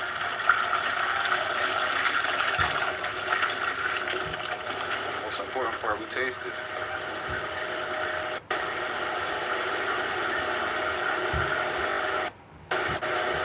That's perfect. That's perfect. It's a family affair. Me, my wife, daughter, we started it. You know, we're just grateful and thankful for, you know, these soon-to-be 8 years that we're embarking on. And hopefully we get... Another family-inspired business.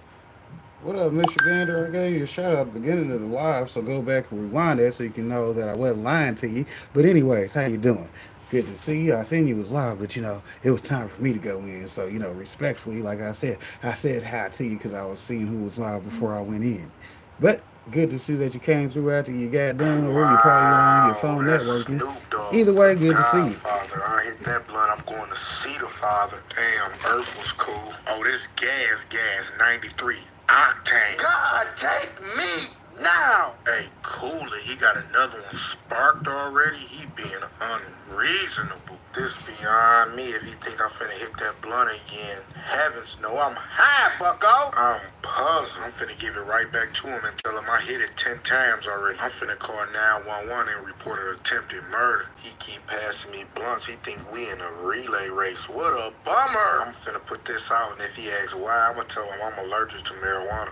Weed for me stand for with each exhale, I'm about to die. He gotta knock it off. He put it out, put it right in his pocket though. Said I don't have to keep that one for later. That one tastes good. I'm finna play sleep. I'm comatose. Big fella, you took that blunt to the head? No, you finna be in the nearest hospital bed. This ain't the move. I'm finna scoot. He a different. I have used a lot of dab tools over the years. Let me stress this for you. I've used a lot of dab video tools. keep going. See, I know before I we still started got a long collecting ass glass video rigs after and this pieces, I was actually collecting dab tools, and it wasn't for the intention of collecting them. I just kept buying newer ones because I was trying to find a better one than the one I was using. I would go into head shops, I'd look at every single one, I would see the differences in there, try to pick out which one I thought was going to work best for me, buy that and take it home, try it out for a little bit, and decide if it was better than the one I had or not. Some dab tools, I was like, wow, this is a really good one. It would last me weeks. Until I went into another head shop and saw one I thought might look a little bit better. One thing about me is I don't like to settle for the first thing that I find if it works. I put a little time and effort. I try to find the best, most efficient thing. Something I used to say about myself back in the day is I don't stop at the gate. I go on all the rides. If there's something I like to do, I'm really going to explore every in and out of it instead of just being happy with the first thing I come across. So basically, I dropped over $100 on heated dab tools, little heated tip dab tools. I spent over $100 to try out different ones, so you don't have to. And seriously, don't buy them. These are all dumb. I kind of knew it was going to be dumb before I bought it. I knew I wasn't going to like it, but that's what I'm here to do. I'm here to make the content for you guys, so you know if something's really good or not, right? This is all my opinion, and people are going to love this tool. Some people are going to swear by this. It's the best thing they've ever used. But I'm going to tell you why I don't like them. So these are all called hot knives or hot tips, dab knives, something, whatever you want to call it. Basically what they do is they heat up the tip. You got a little button that you can push, and they'll heat up the tip, so if you scoop a dab on it, your dab will drop off. This isn't the first version of these I've seen. Years ago, I saw something in a head shop. I think it was called like a shatter slicer or shatter cutter. It was basically like a little vape battery or a little coil pen, and instead of a coil on it that you put wax on, it had a dab tool or a little scooper, and that scooper would heat up when you push the button. It was great for cutting shatter. When shatter was the wave, that's a big issue with it, is you go to scoop a little bit, and if you don't have a warm tip, you're not cutting through it, you break off a piece, and it shoots wherever it shoots, you know? You don't have your dab anymore. So with scooping shatter, there was an issue with some people losing some. I would usually press my tip against my e-nail to warm it up a little bit and be able to cut through my shatter. It was nice for shatter, for helping me handle it. But these now, people are using these on all kinds of concentrates. The way they're marketed, you're supposed to use it for anything and just drip your wax into your nail with the press of a button. Well, when you do that, you're wasting some. There's an unbelievable amount of waste. My very first dab that I dropped off of this, I hated it. I hated it instantly. I was like, oh my God, there's so much left on the tool. Like 10% of the dab is left on the tool. I can definitely see a market for this. I can see situations where this is going to be better than using a regular tool for some people. But for me, I don't need it. I don't need this stuff. I do mostly cold starts, and I use the Puffco a lot, and I think in those situations, you really don't need their little hot knife. I actually spent an extra $10 to get the Indiglo one. I already knew I was going to waste money on these, so I went ahead and got the Indiglo one. It's 20% more, because I figured if I was going to waste money, why not waste a little bit more to get a prettier piece of junk that I'm not going to use? So I really forgot to show some of my dab tools earlier. I got some cool ones. This one's got seashells in it. I got a little sword. I got a little pencil. I got one with the word Cupid sandblasted on it by the homie Esco Glass. I got a lot of cool ones. Obviously, every little dabber and nail set you're going to get comes with this same dabber, whether it has silicone tips or not. I've used a lot of stuff. And I've used all these. I don't need them. Every time I dab, a little bit of my dab stays on the tool. When I do cold starts and when I use my regular tool, I'm able to scoop all of the dab off of the tip and get it into the nail. There might be a tiny small amount. If I got sugar wax, there might be a speck or two, but I could just wipe that on the inside of the container and add that to my scoop next time. With this, sometimes there's a tiny little bit of waste. Sometimes, not all the time. I got this tip specifically. This is a Skill Tools Flexi. Because it's so thin and it's curved, I've actually gone through a couple of these. I had one get bent because I mishandled it, but this one is in like really good shape. He's better on Rumble, I suppose, because he actually just go ahead and does his sessions on Rumble instead of going to Twitch. Concentrate so much easier. Shouts out to Rumble. This is the Puffco brand one. This is like Blade brand. I don't know. That video I spent at the over moment too. $100 on these. This one is just a little tip that you can screw on to any vape battery, so it's kind of like a universal one as long as you have a vape battery. But they all suck. I don't like any of them. Every time you use this, you're going to have a little bit of waste. These are good for like a quick, careless dab if you don't mind wasting any. If you're swimming in live resin or live rosin, something like this might not be bad because you got so many dabs. But holy fuck, the amount of concentrate this makes is actually nuts. I hate it. I hate it. You go to drop a glob in your nail and you're like, huh, a good portion of my glob is still on the tool. And now it's warmer. It's harder to wipe off when it's warm. At least when I'm using a cold tip and a cold nail, I can wipe it all off easily. I'm able to scrape it off, squeegee it off a little bit. Using the Turk Pearl, it really helps. But with this, your tip's warm, so now you're just globbing it and smearing shit. If you're doing cold start dabs, where you put the dab in the nail before you hit it, you don't need this. I don't think you want to use this. This heats up the tip. Every time I've used this or one of the other ones, you see a little bit of vapor come off of that. You're burning off terps before you even do your dab. Let me say that again. You're burning off terps before you even do your dab. So for cold starts, I think this is a waste. If you use the Puffco mainly, I think this is the waste. They're like 50, 60 bucks and you got to charge them. What if it runs out of battery? Now I got this weird electronic tool that I got to use basically like a regular dab tool that doesn't heat. It's like that Mitch Hedberg joke. An escalator can't break, it can only become stairs. Your hot knife can't break, it can only become a regular dab tool. So you're losing terps with this, you're retaining a little bit on your tip. There's always going to be a glob on your tip. You're not going to be able to wipe it completely off.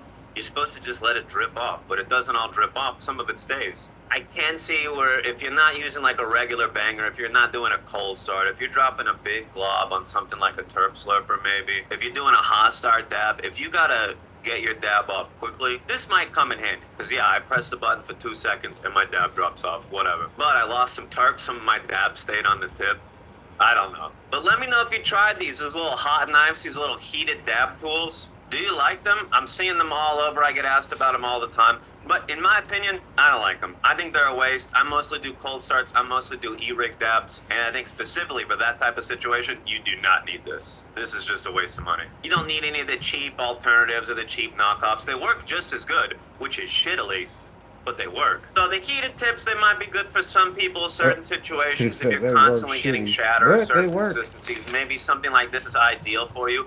But the way that I dab, I do mostly cold starts using a banger and a Puffco. This ain't for me. But if you do want to come dab with me, see how we do it, tune into my Twitch stream. We do a smoke sesh live at 9 p.m. Eastern. Come smoke with me, and if you have Amazon Prime, you can support my channel for free. And if you want to hear my favorite consistencies for concentrates, check out this tier list right here. I break down all the different consistencies and rank them based on my experience. Have a lit day, my dudes.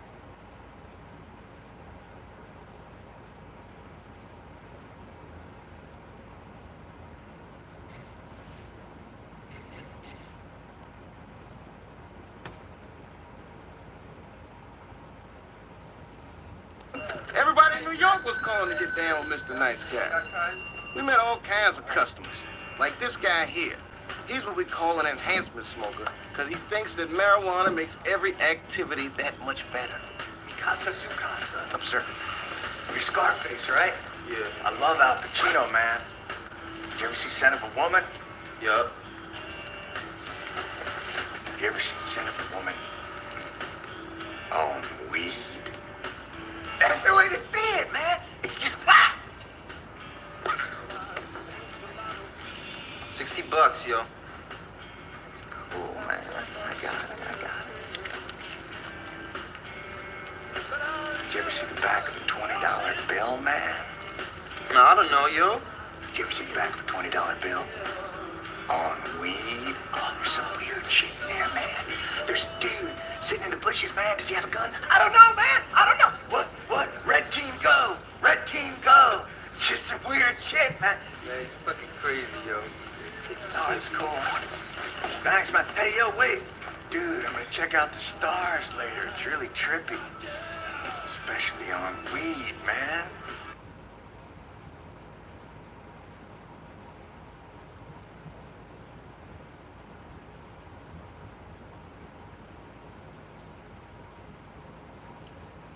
Thousands of people have moved to Kansas City over the past few years, and many of you have shared your thoughts about it down in the comments. Over the past several months, we've received more than 2,000 comments from locals offering unfiltered opinions on what it's like to really live here. Some of you love it, others not so much. But after growing up here, moving to Denver, and ultimately deciding to come back, I can honestly say you're all right.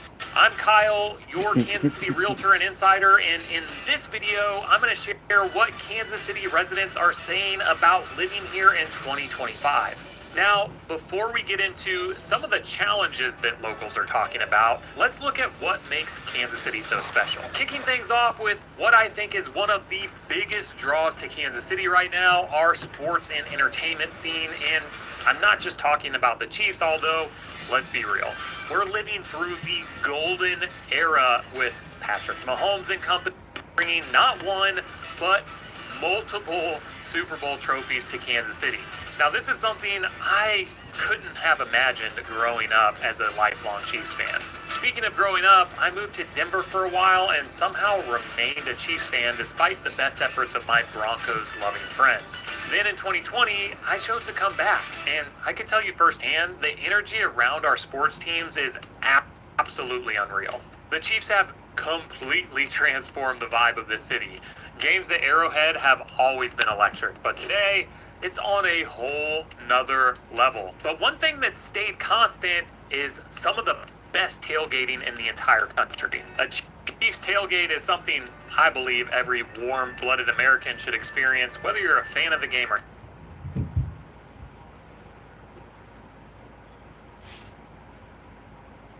not. Seriously, it's incredible. But what's really cool about KC's sports scene in 2025 is that it goes way beyond just football. The Royals just had a hell of a run making the playoffs nearly a decade after winning the World Series. And then, of course, there's our soccer scene, which has been huge, especially as we gear up for the World Cup in 2026. But let's talk about the biggest local story, the Kansas City Current. They just wrapped up their inaugural season at the first stadium built specifically for a women's professional soccer team, KC Stadium. That's the kind of forward-thinking development that's happening all over KC right now.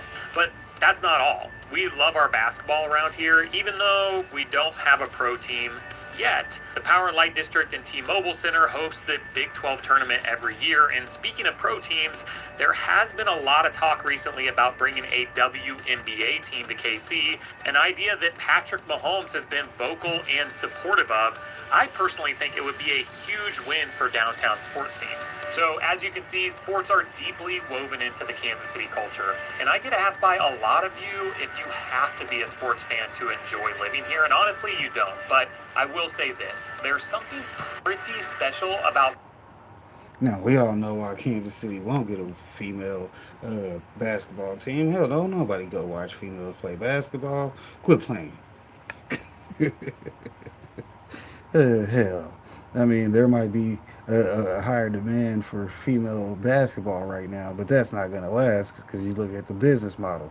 It's not profitable. I mean, that's not saying it's because it's females, but that's because female basketball is not profitable. So why would they bring that to Kansas City? Get that on out of here.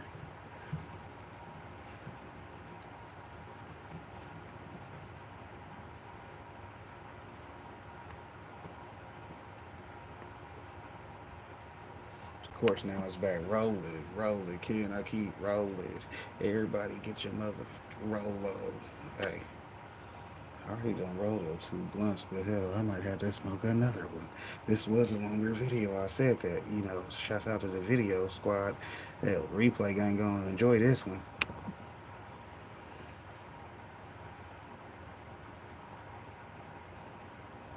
Being in a city where you can feel the energy on game days. Now, when it comes to the city's infrastructure and development, that is another major pro. But before we dive into that, there's one thing that's driving a lot of people to Kansas City, and that is our cost of living and real estate market. Look, I'm not going to sugarcoat it. Housing prices have definitely gone up here in Kansas City.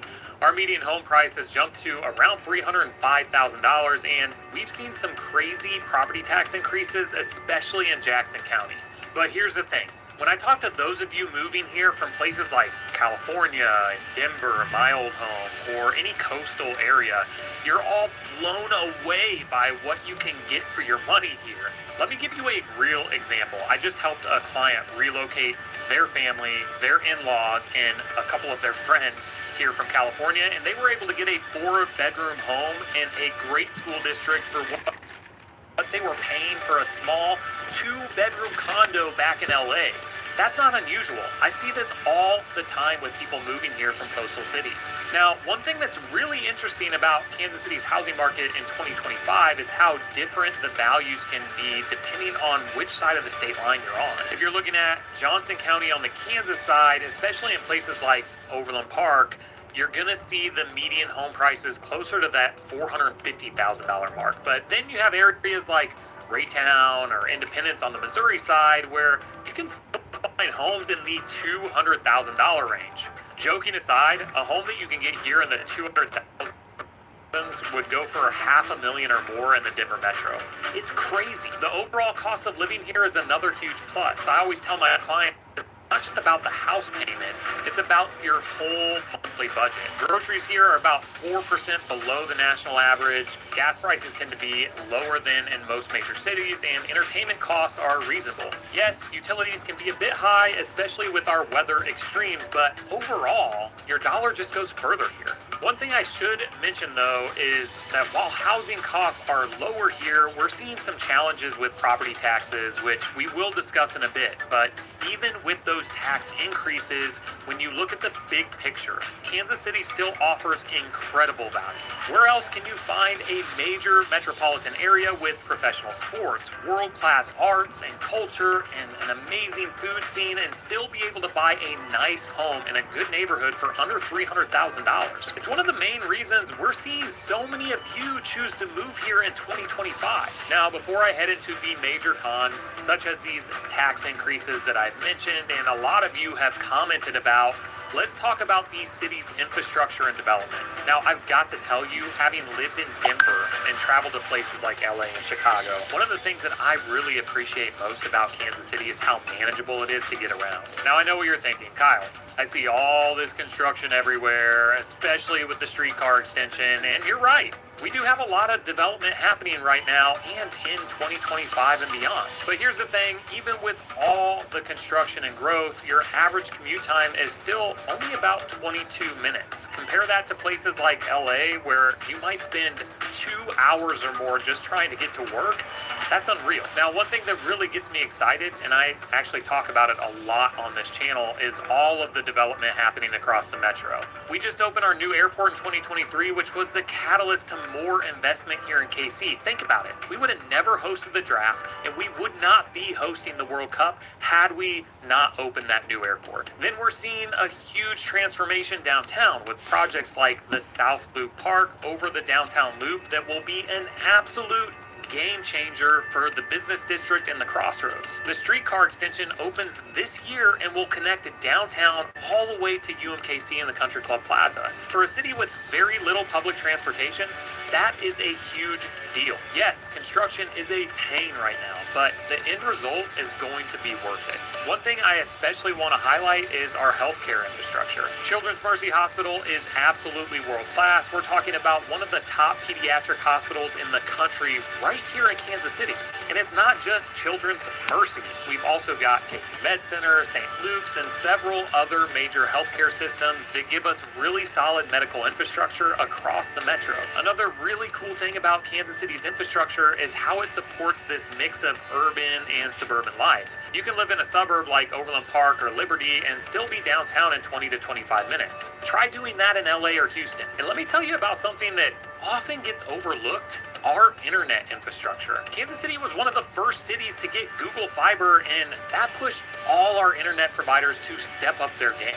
Now we've got really solid high-speed internet options across most of the metro, which is huge for people like you who are working from home or running online businesses. Kansas City is investing heavily in infrastructure improvements right now. We're seeing new developments popping up all over the metro, from an $800 million revitalization of the riverfront to massive projects in places like Lenexa and Lee Summit. Oh, and did I mention the World Cup in 2026? And that's pushing a lot of these improvements forward. They're expanding highways, building new interchanges, and really planning for future growth. It's an exciting time to live here. However, there have been people who have commented about how the development is making things more expensive and how there is no public transportation and how everything's so out. So let's discuss some of the cons that make people want to leave. Oh, and real quick, before I go over the cons of living here, make sure you hit that subscribe button below.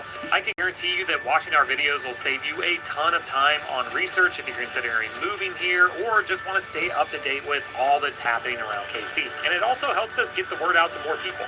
So we've covered some of the really great things about Kansas City, but let's get real for a minute. It's not all butterflies and rainbows. Many of you haven't held back in the comments, and there are some things that downright suck about living.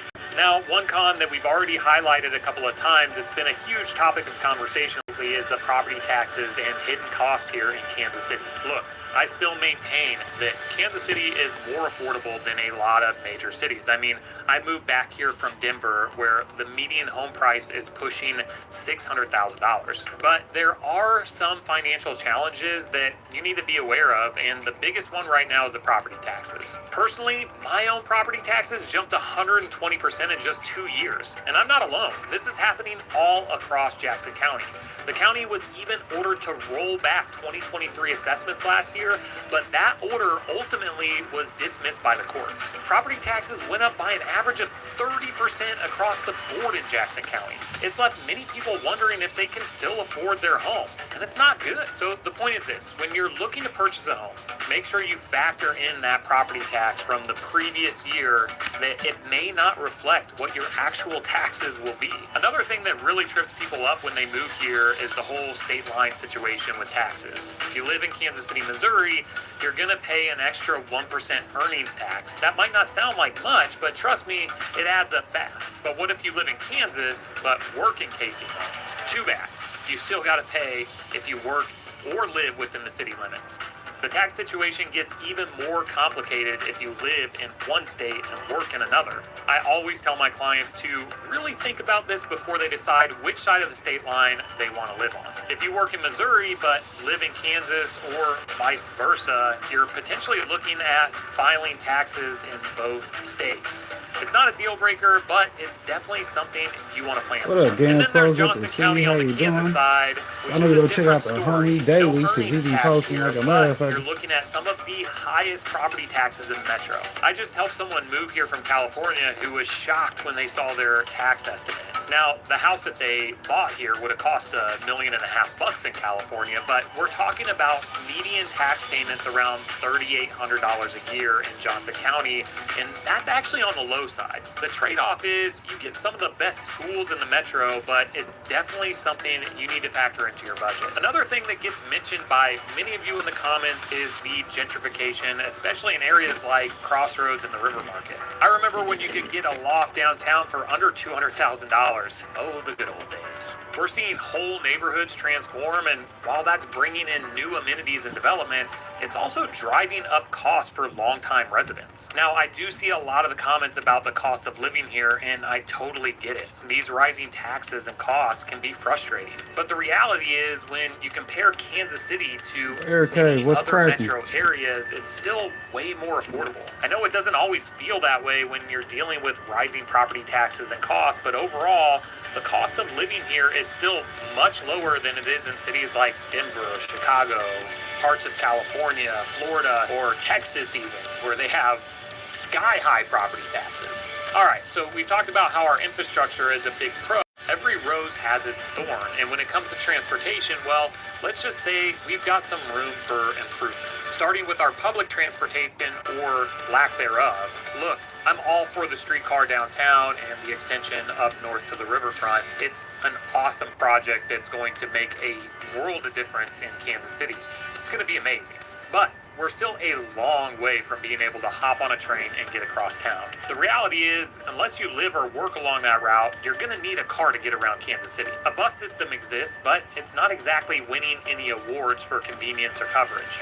And let me talk about something that drives everyone here crazy: our roads. I had a client move here from Chicago recently, and they were shocked by the number of potholes we have, especially after winter and a snow and ice storm. Now, something to note about this is just how sprawled Kansas City, Missouri really is. It spans 314 square miles, which is way bigger than the smaller neighboring cities. Think about it. Overland Park, the third largest city in the metro, is only 76 square miles. That's a lot less infrastructure to maintain. Speaking of sprawl, yeah, it can definitely be an inconvenience. Take me, for example. I live in Waldo, which is pretty close to the plaza, shopping and restaurants, but even so, I still find myself driving pretty much everywhere. And once you get out into the suburban neighborhoods, well, it gets even worse. You probably need a car just to run a quick errand. This isn't anything like Chicago or New York or even Denver where I lived, where you can hop on a train and get across town. We're talking about a metro area that spans 2 states and multiple counties, where getting from Lee Summit to the Legends can easily take you 45 minutes to an hour. But here's the thing. While our infrastructure definitely has its challenges, most people find that the trade-offs are worth it. True, you'll probably spend more time in your car than you would in some other major cities, but you're also dealing with way less traffic than you find in places like LA or Denver, for that matter. Moving on. So let's talk about one of the most common concerns that you've mentioned in the comments, and that is the crime here in Kansas City. Here's the thing. Like any major city, Kansas City has its fair share of challenges. But the good news is we have seen some improvement. And before you stop the video, hear me out. In 2024, homicides dropped by 20% compared to the previous year, which was the deadliest year on record.